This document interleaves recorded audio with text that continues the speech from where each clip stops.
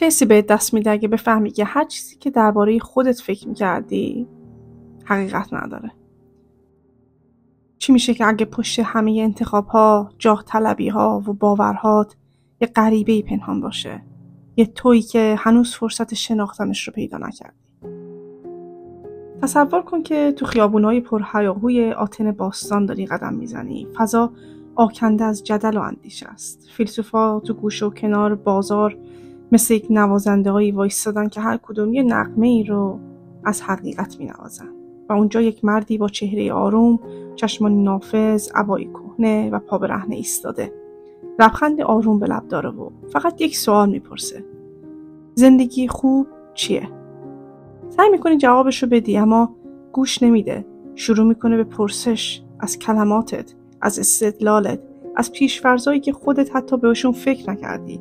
نه برای تحقیر، بلکه برای اینکه تو رو به درون اعماق اندیشه‌هات هدایت کنه، به سفری به سوی خودت. این مرد سقراطه.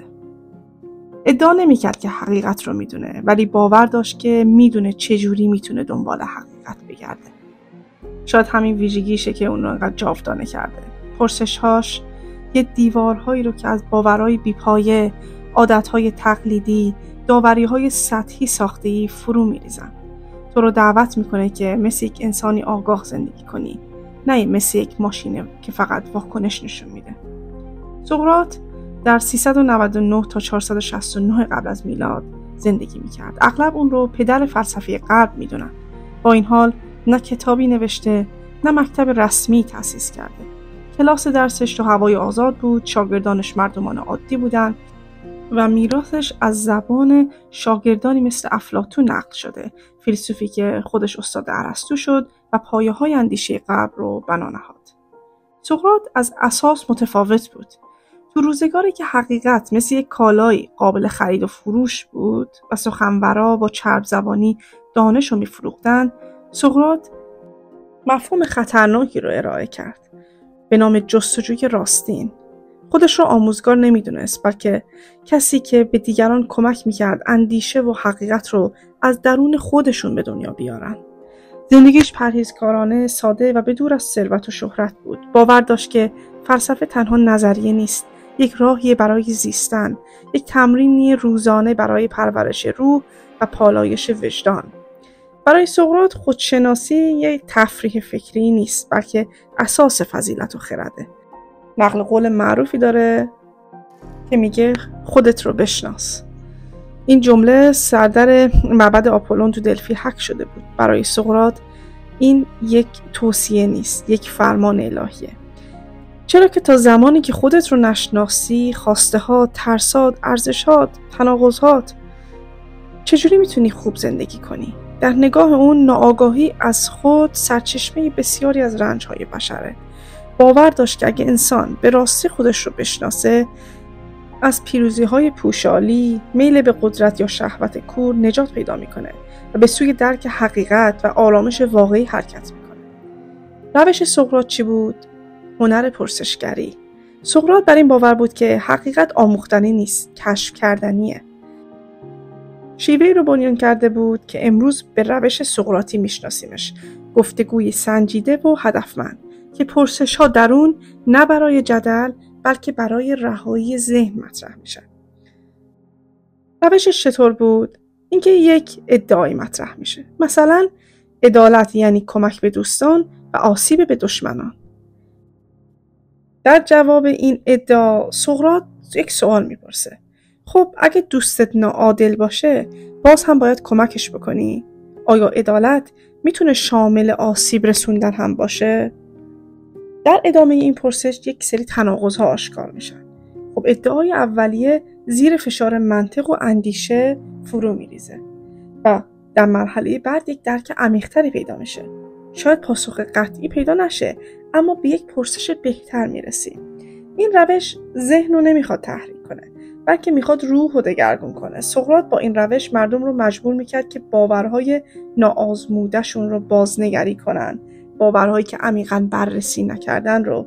به جای اینکه یک پاسخی رو بپذیرن، چیزی که از قبل شنیدن بهشون گفته شده رو میخواست که خود انسان پاسخ رو درون خودش پیدا بکنه. و تو این مسیر شاید چیزی عمیق‌تر از پاسخ رو پیدا کنی، خودت رو. در ادامه میخوام به یک سری از ایده های شگفت انگیز سقراط بپردازیم. این که میگفت زندگی ناآزموده ارزش زیستن رو نداره. در یک دادگاهی که به اتهام فساد جوانان و بیدینی تشکیل شده بود، سقراط حاضر نشد دست از پرسشگری برداره. در دفاعش که افلاطون اون رو در اثر دفاعی سقراط ثبت کرده، گفته که زندگی ناآزموده ارزش زیستن نداره. زندگی ناآزموده یعنی زندگی که خودت اون رو بررسی نکردی، خودت اون رو نیازمودی، خودت عمیقاً به عمقش پی نبردی. چنین زندگی ارزش زیستن از نگاه سقراط نداشت. مرگ رو پذیرفت، اما سکوت کردن رو نه. چرا که به عقیده اون مرگ بهتر بود از زیستن و زندگی کردن بدون پرسشگری. سقراط خودش رو خردمند میدونست. به این دلیل که میدونست که نمیدونه. معبد دلفی اون رو خردمندترین انسان نامید، نه به خاطر دونستاش، بلکه به خاطر پذیرش نادانیش. تو جهانی که انسان‌ها مدام تظاهر به دانستن میکنن، سقراط دونستن نادانی رو نقطه آغاز خرد میدونه. اینکه بدونیم که چقدر چیزها هست که نمیدونیم. سقراط پی برده بود که یک ظرف پر دیگه جایی برای آب تازه نداره. اینکه فکر کنیم من به جایی رسیدم که خیلی چیزها رو میدونم، اینکه پرم، اینکه به اندازه کافی خوندم، مطالعه کردم، آگاهم، چنین ذهنی، چنین ذهنیتی، چنین ظرفی دیگه آمادگی و پذیرای دانش جدید و آگاهی نمیتونه باشه و انسان باید بپذیره که خیلی چیزها هست که نمیدونه و اینطوری به شخصی تربیت پذیر و آگاهی پذیر تبدیل بشه. از نگاه سقراط اگر انسان به راستی نیکی رو بشناسه، به سوی اون حرکت میکنه. در واقع سقراط اعتقاد داشت که بدی کردن حاصل نادانیه، نه بدذاتی. این دیدگاه خب مسئولیت اخلاقی رو به آموزش و آگاهی گره میزنه. میگه انسان دانا نمیتونه ناعادلانه رفتار کنه. پس آموزش تنها انتقال دانش نیست، بلکه یک جور بیدار کردن روحه. فلسفه از نگاه سقراط یک مش نظریه و تئوری نبودن، یه تمرینی برای زیستن بهتر. اون با گفتگو روح انسان رو جلا میداد. برای سقراط هر پرسش یک تمرین معنوی بود، هر مکالمه فرصتی برای رهایی از تاریکی ناآگاهانه بود. به زندگی امروزمون نگاه بکنین. ما داریم تو عصر جوابها و پاسخ دادنهای سریع زندگی میکنیم. شما توی گوگل اگه سوالی که میخواین بپرسین رو تایپ کنین، قبل از اینکه تایپتون کامل بشه، گوگل خودش جلو سوال شما رو کامل میکنه. در میون این همه سیلاب اطلاعات چقدر حکمت وجود داره. سقراط از ما دعوت میکنه که مکث کنیم. به جای دونستن بیشتر خودمون رو بشناسیم. نه فقط به این که خب چه کاری باید انجام بدم. به دنبال جواب این سوالها فقط نریم، بلکه به این فکر کنیم اصلا زندگی چیه؟ نیکی چیه؟ من کیم؟